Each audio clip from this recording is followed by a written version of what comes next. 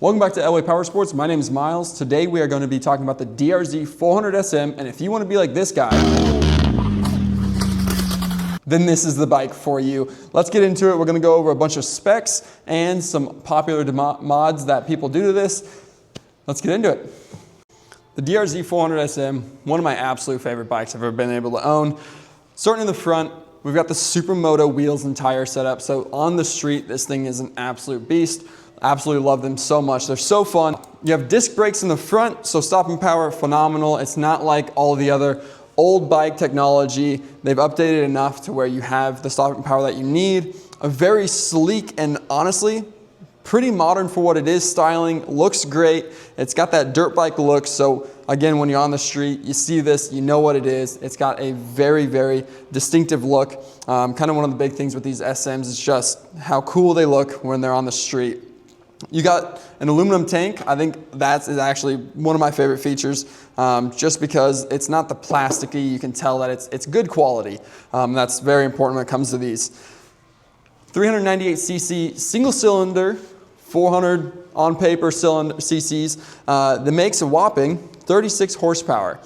Not a ton for a street bike, but when you compare it to a 360-pound bike, it's plenty to get you moving and do whatever you need to do. These bikes aren't made for crazy high speeds. They top out with a 5-speed transmission at about 90 miles an hour. So you're not doing anything crazy, blazing down the interstate. Super fun bike for in town, easy to maneuver, and a ton of fun just to ride. I like the old styling on these, so these big blocky mirrors, not one of the most popular features, but for me, absolutely love it.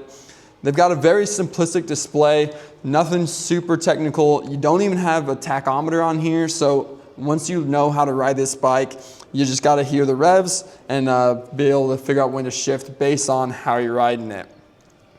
Again, more of a dirt bike style seat, so it's not the most cushioned, but as a leisurely riding bike, it doesn't get a whole lot more fun than this. The seat will give you more than enough comfort to ride for a couple of hours and absolutely just make your day fantastic. Again, not the most comfy, but kind of a staple of the DRZ 400 SM.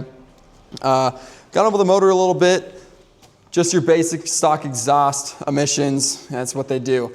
But what I love about these bikes, more than just what it comes as from the factory, is the options for modifications. These bikes have everything under the sun to be able to modify them to how you want to ride, whether you want a dirt setup, you want a cross-country setup, you want something just to blazer across town and have some fun.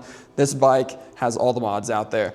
Everything from exhaust to motor rebuilds. You can convert them to, you can convert them to fuel injection if you want. You can go all the way to the moon and do really whatever your mind can wander to with a bike like this.